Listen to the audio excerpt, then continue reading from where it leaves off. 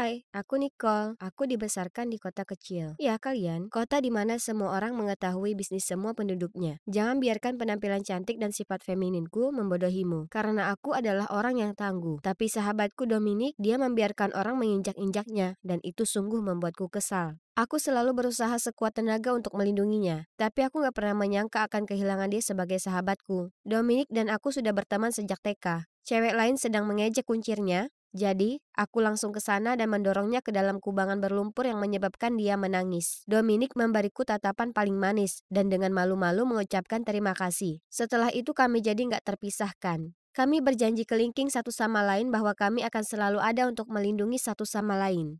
Dan kami tidak akan pernah pacaran dengan siapapun karena cowok itu bodoh. Tapi kemudian kami masuk SMA. Dominic tumbuh semakin cantik, yang berarti banyak cowok menyukainya. Tapi dia mempunyai selera ke cowok yang payah dan dia selalu memilih cowok yang memanfaatkan sifat manisnya. Ada seorang cowok brengsek dari sekolah bernama Brandon. Dia mengira dunia berputar di sekelilingnya cuma karena dia berpenampilan oke dan pandai berolahraga. Astaga, dia yang paling parah. Bagaimanapun, dia memastikan semua orang tahu tentang pesta membosankan yang dia adakan. Dominic dan aku sedang berdiri di dekat lokernya ketika Brandon datang dan ngobrol. Setelah dia pergi, aku melihat ke arah Dominic, wajahnya berubah semerah lobster. Aku tahu tatapan itu. Dia jelas naksir Brandon, dan aku, seperti biasa, harus melindunginya dari serangan terbaru.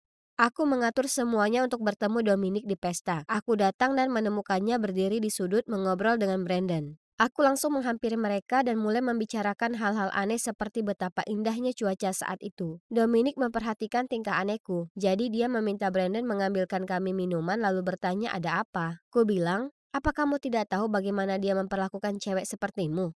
Dia jawab, cewek-cewek sepertiku? Apa maksudnya? Aku tidak butuh babysitter. Kamu nggak bisa memerintahku apa yang harus kulakukan. Lalu dia pergi sambil kesal.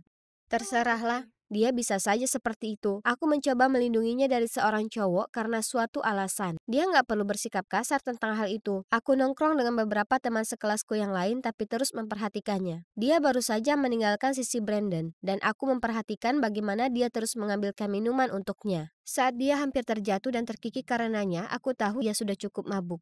Aku menghampirinya dan mengatakan aku akan membawanya pulang. Tapi Brandon punya ide lain. Dia mengambil botol dan mengumumkan bahwa kami semua akan bermain memutar botol. Bisakah malam ini menjadi lebih buruk? Sambil menyeringai, dia memberikan botol itu padaku dan berkata, "Ladies first." Aku merampasnya. Astaga, kuharap botolnya tidak berhenti di Brandon, karena aku mungkin akan muntah jika harus mencium bibir kotornya. Aku memutar botolnya dan bersumpah butuh waktu lama untuk berhenti berputar. Dan akhirnya botol itu berhenti di Dominic. Ya ampun, aku harus menciumnya. Dia sahabatku. Ini terasa aneh sekali. Semua orang tertawa dan bersorak. Cium, cium, cium, cium. Kami saling memandang dan tersipu. Lalu dia menutup matanya dan mencondongkan tubuh ke arahku. Aku berkata pada diriku sendiri bahwa itu cuma permainan bodoh dan tidak berarti apa-apa sebelum aku juga memejamkan mata dan kami berciuman. Jantungku mulai berdetak sangat cepat dan tanganku mulai gemetar. Aneh sekali, aku tidak merasa aneh sama sekali. Sebenarnya terasa hangat dan nyaman. Kami berciuman selama 10 detik, tapi bagiku rasanya seperti 5 menit. Sebelum aku bisa memproses dengan baik apa yang telah terjadi, Brandon memberikan botol itu kepadanya. Oh tidak, ini gilirannya. Dia memutar botolnya dan berhenti di Brandon. Oh tidak, sekarang dia harus mencium si brengsek itu. Brandon sepertinya merayakan Natalnya secara bersamaan. Ya ampun, aku benar-benar berharap ketika gilirannya tiba, botol itu akan jatuh ke tangan seorang cowok. Dia hanya meraih tangannya, menariknya ke arahnya dan menciumnya. Maksudku benar-benar menciumnya. Dan dia membalas ciumannya. Oh tidak, sepertinya aku akan muntah. Semua orang bersorak.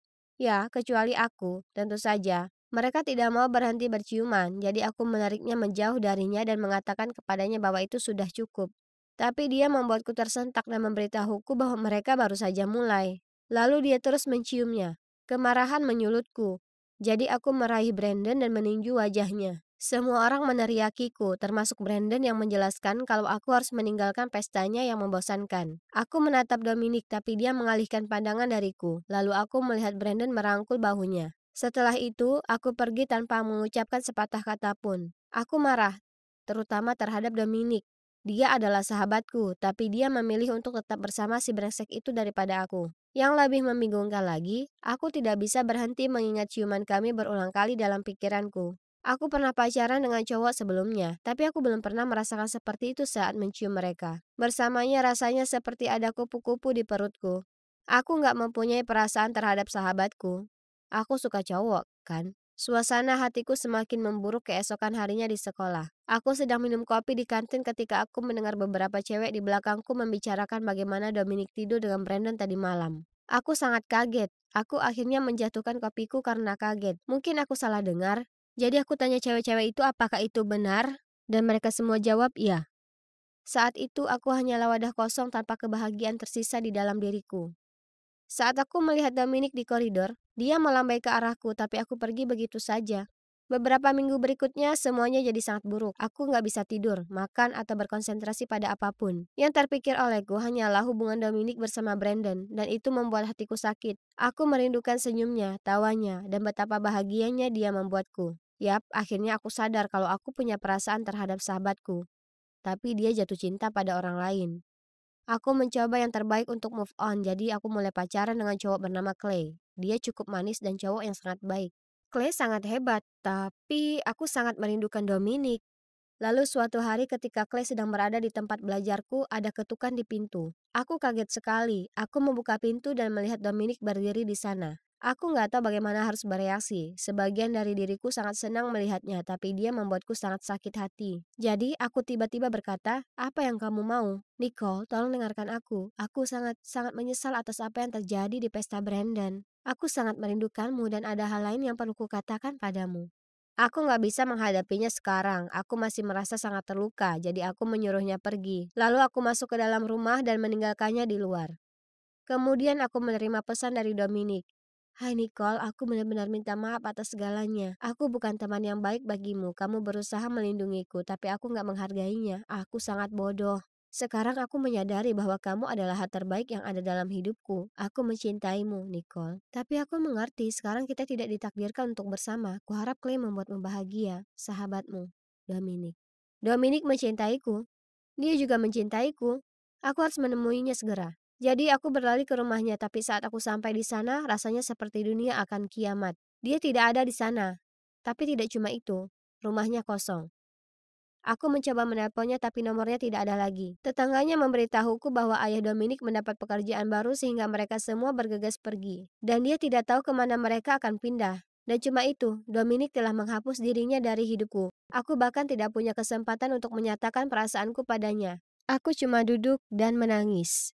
Aku putus dengan Clay setelah itu. Kemudian setelah aku lulus SMA, aku meninggalkan kota yang menyimpan begitu banyak kenangan menyakitkan tentang Dominic dan pindah ke perguruan tinggi di New York. Setelah 4 tahun, aku lulus dan memutuskan untuk tinggal di kota. Suatu hari aku sedang minum kopi pagi di kafe favoritku saat aku melihat wanita di seberang jalan. Dia tampak begitu familiar. Mungkinkah? Aku tidak bisa mempercayai mataku. Itu dia. Itu adalah Dominic. Aku nyaris tak tertabrak taksi ketika aku bergegas menyeberang jalan untuk menemuinya. Dominic, apa itu kamu? Aku berteriak. Dia berbalik dan menatapku. Nicole? Ya Tuhan, sudah berapa lama? 5 tahun. Lalu aku memperhatikan dia sedang memegang tangan seorang anak kecil, usianya sekitar 3 sampai 4 tahun. Apakah itu keponakanmu? Dia sangat imut, kataku. Sebenarnya tidak. Dia anakku. Namanya Nick. Aku menamainya dengan namamu. Ternyata sebelum dia meninggalkan kota, dia hamil anak Brandon. Dia memutuskan untuk menjaga bayinya dan membesarkannya sendirian bersama keluarganya. Dan dia belum memberitahu Brandon tentang anaknya. Bertemu dengannya lagi dalam hidupku sungguh luar biasa. Gak mungkin aku bisa kehilangan dia lagi. Jadi suatu kali saat aku sedang menonton film di rumahnya, ku coba mengatakan bagaimana perasaanku padanya. Pada awalnya dia diam dan hatiku tenggelam karena kemungkinan dia akan menolakku. Tapi kemudian dia tersenyum padaku dan memberitahuku bahwa dia juga mencintaiku dan dia selalu mencintaiku. Aku merasa sangat lega karena kali ini aku tidak melakukan kesalahan yang sama seperti yang kulakukan saat aku masih muda. Aku beruntung memiliki kesempatan lagi bersama Dominic. Dan aku nggak akan pernah melepaskannya lagi. Dia dan Nick adalah duniaku.